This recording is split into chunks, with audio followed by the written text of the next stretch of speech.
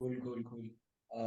सो एक टॉपिक जो मुझे लाना था डिस्कशन में, वो ये था कि व्हाट इज द स्ट्रेंजेस्ट और द मोस्ट डेंजरस और द मोस्ट, जैसे निकिता निकिता से क्यों लिखे कि मरना नहीं है, ये पॉइंट पे मेरे को लाना था।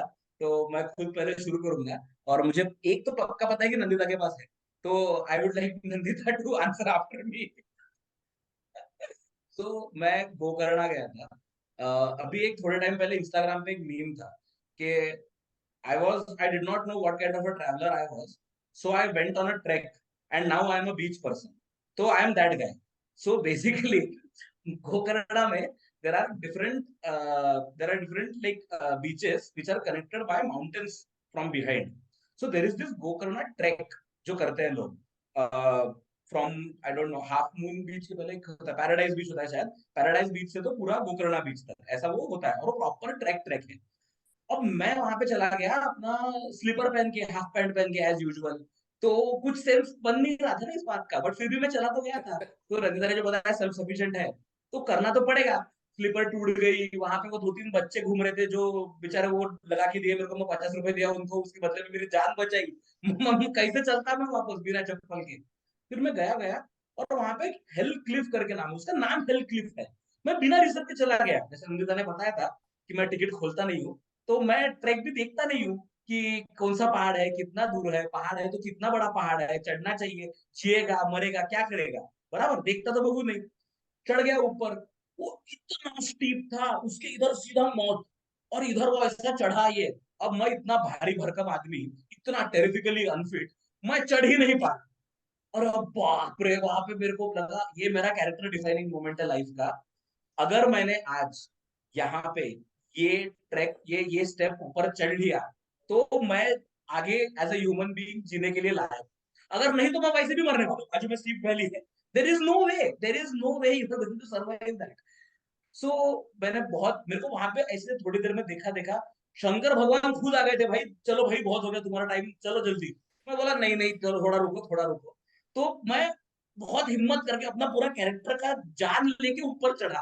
वो एक बहुत छोटा सा पैच था, बट अगर वो मैंने नहीं किया रहता तो मैं as a human being define हो जाता वहां पे कि मैं वापस चला गया या मैं गिर गया, वो तो डिफाइन ही होता। बट मैं चढ़ा, मैं और गया, वहां से हम गए वहां पे बहुत दूर, और हम गए थे वीकडे, लॉन्ग वीकेंड भी नहीं जहाँ पे आदमी नहीं दिख रहा दूर दूर तक। मर गया तो 3 4 दिन पता भी नहीं चलेगा कौन है कौन नहीं है, लाश पता नहीं चल रही। वहां पे जाके फिर एक आदमी दिखा, वो फार्मिंग कर रहा था, वहां पे कुछ तो उगा रहा था वो। उसने पानी दिया, बैठाया, क्या हो गया, बोले यहाँ से जाओ और जाओ। फिर वहां पे थोड़े से एरो दिखे, ऐसा करते करते जब मैं वापस आया, मैं बोला भाई ये है एक्सपीरियंस जिंदगी भर के लिए, इसके आगे मैं, किसी ने मेरे को पैसे दिए तो भी ट्रेकिंग नहीं कर ही नहीं रहा मैं ट्रेकिंग। ऐसा इतना जान का मेरा जो धक धक धक धक धक वहां पे हो गया था, नहीं कर सकता। एटलीस्ट मिनिमम सुमन का फिटनेस चाहिए मेरे को अभी अगला ट्रैक करने के लिए, उसके सिवा मैं नहीं चाह रहा। जान पे आ गई थी मेरी बात। तो Nandita, you have something more dangerous? Yeah, I have one, but so I mean, just remind me if I miss out something. Okay, I think traveling to different countries, it not only opens your perspective about their culture, but it also kind of opens perspective of what other people think of Indian culture. All right. So one example that I have to give is like the happiest country in the world, like Bhutan. So we had been to Bhutan, and you talk to people and you kind of meet people. And the first thing that they ask you, like when they come to know that you're Indian, is that, Acha, you live in Mumbai. So have you seen Shah Rukh Khan? Like, have you seen Shah Rukh Khan's house? I'm like, listen, Mumbai is such a big city. I don't think so. Living in Mumbai, also, I don't get to see Shah Rukh Khan. Okay. But the other thing you also realize that they ask you that uh, okay, so I come from an automotive industry background, so where you don't see much of women. So when you go to countries like that, they literally tell you that I have not seen women from India come here for an automotive industry, especially in the marketing and trying to pitch to customers and stuff like that. And the first thing that they ask you is that, listen, Bhutan is like a very happy country and it's also one of the safest countries, even for women. And the way they look at even marriages or they look at relationships, it's completely different. They're like, hey, if a girl and a guy like each other, they're very much happy and free to go and stay at.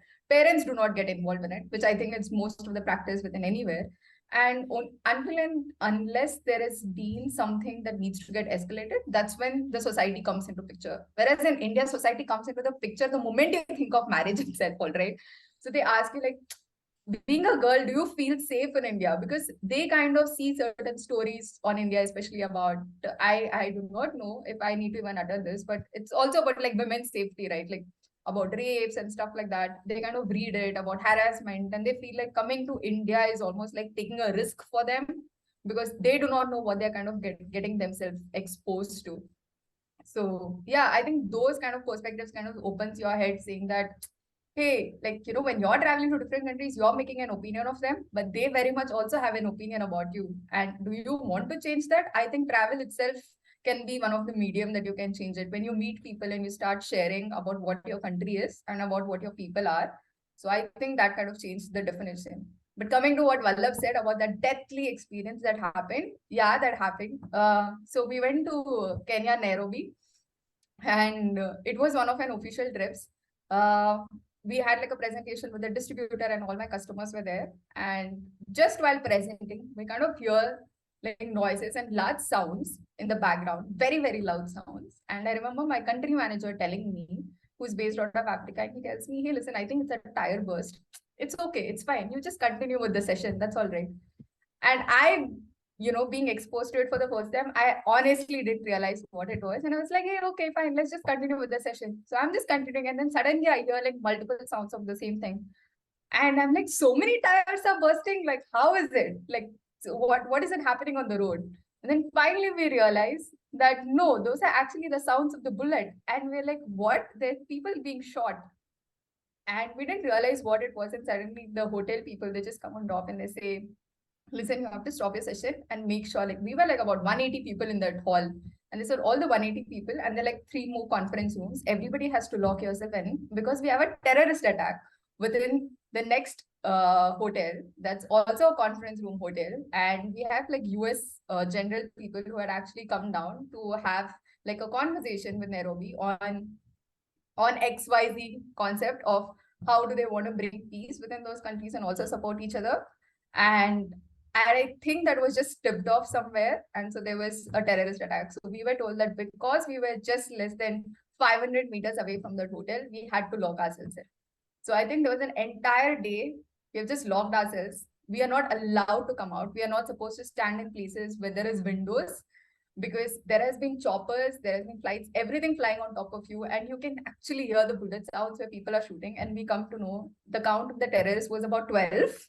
So they could have probably escaped, and they had got caught and hold of just two, and the 10 of them were missing, and they didn't know where the 10 of them had gone. So even the passage of like taking us from the rooftop conference room to even to our own rooms, like we were literally covered by guards, and we were said, you cannot move away from this line. You have to follow. And once you go into your rooms, the first thing you're going to do is shut all your windows. You cannot peep outside. And because we were not scared and we didn't know what obviously, because you're there and you don't really know what's happening on the outside, you don't know the seriousness of what's happening within the community, right? So we were just excited, like, oh my God, there's choppers. There's like, oh, this is the bullet sound and stuff like that. Oh, I want to go see out. Like, really, what is happening? Like, how many commandos are out there and stuff like that.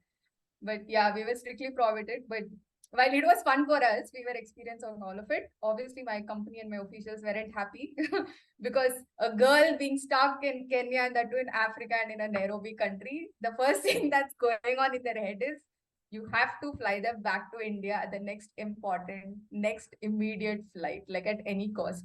So I think that experience, and I don't think so even I told my parents. My parents got the call from my office people. So they didn't know. They just called me up and they're like, listen, are you scared? I think you should not be scared. And I'm like, no, I'm not scared. But I hope you guys are also not scared, because I think I'll come back. Like, there's nothing big deal that's going to happen. But yeah, but everybody else was actually scared, but it was just like 500 meters away and we didn't know what it was. And so again, the reason why I also said is like people over here were so worried that we have sent girl to an African country where there's terrorist attack going on. But what you don't realize is like my country manager was an Indian and his wife and his kid is there. But you're pretty much okay about it because there are already women living. But it's just that your perspective that you have sent a girl is so different. But you don't realize, like in Africa also there are women, right? People are living with it. And in that conference room within 180, we're like about 15 women.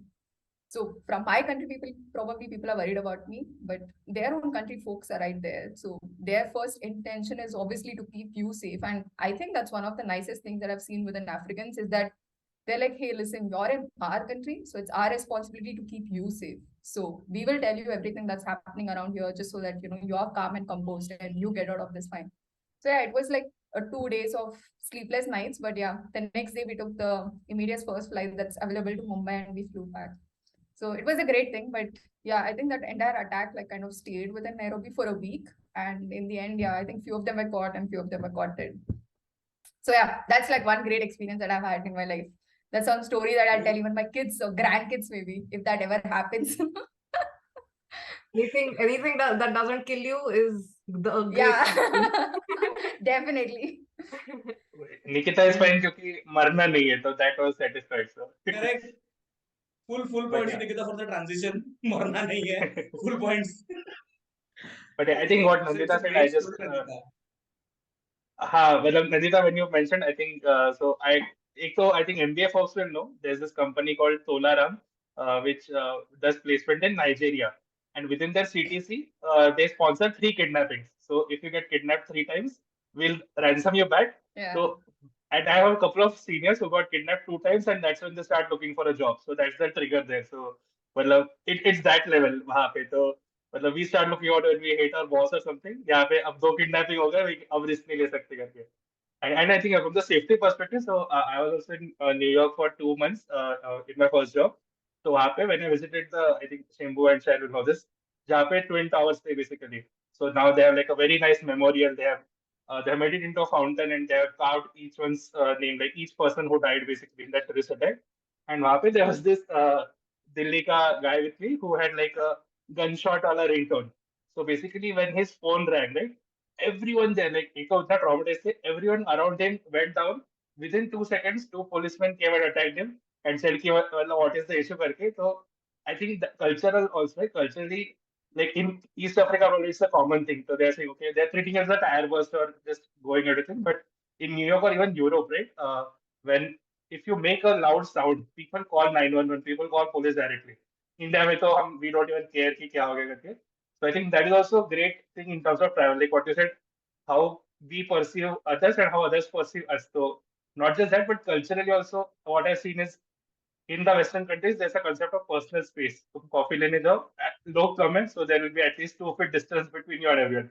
यहाँ पे you go to a restaurant and you cannot even put your hand in a wall क्योंकि पीछे वाले को लग जाएगा. तो वो personal space का concept, the idea of what is accepted, what is not, I think, and that's why you should travel. Like it shows you that the world is not what you see every day, right? So international travel, I think what Nandita mentioned. I just one more point in it.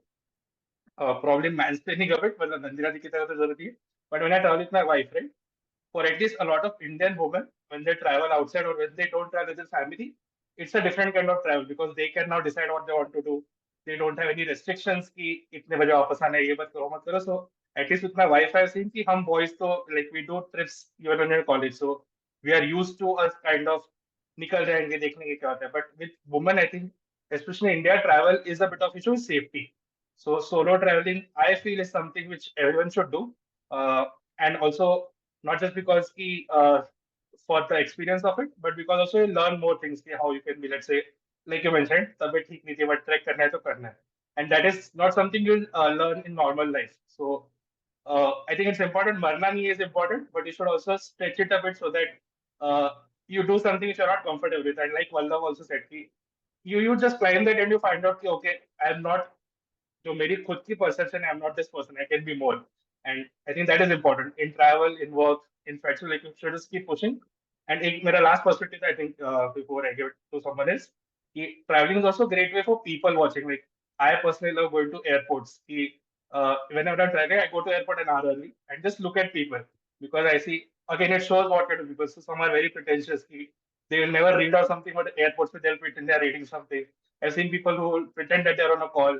Some are really cool about it. कि होगा, he's traveling in a business class but wearing a pajamas and all. So it also, I think, travel shows you that okay, these are the kind of people who exist, and normal life we miss it a bit. कि हाँ मतलब वही लोग देखते हैं, we see the same people, we go through the same routine, and travel is a very good way to know कि yeah, I think this is also a way which is normal thing for people here. So again, beaches and mountains. Mountains. I want to come to the topic a bit, but mountains is somewhere.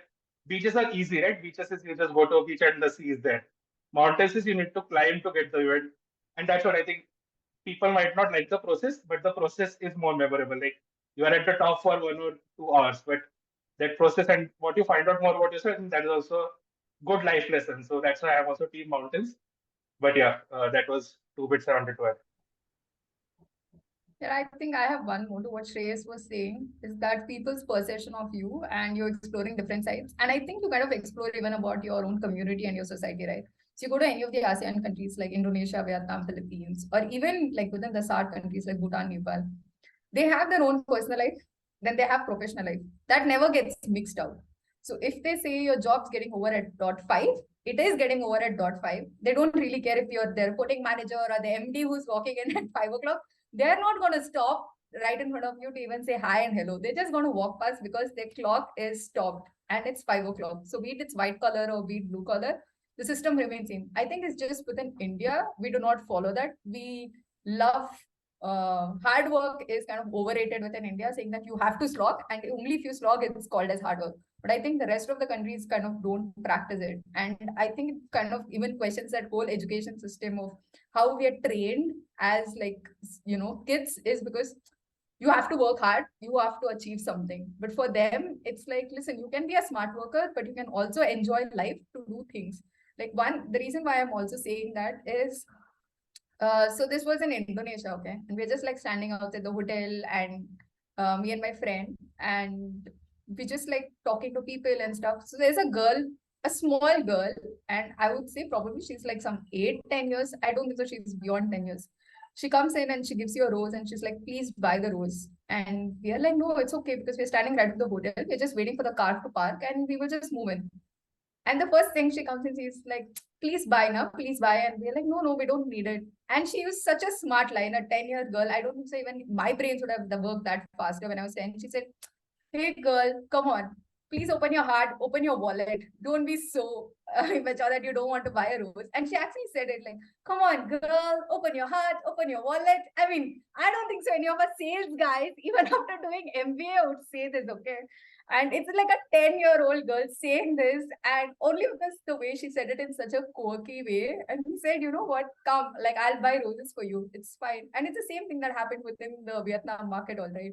So we went and we're talking, and we all believe in bargaining, which again is fed into our system. And they're like, hey, just quote a number and then I'll be very happy to give it to you. And after some point, we Indians obviously were like, listen, 50 means 50 only. Beyond this, I'm not negotiating with you. But he's like, come on, we're in a market. If you don't have nothing to negotiate with me, we have nothing to talk, woman. Like, come on, this is all you got. And they're like very jovial about it.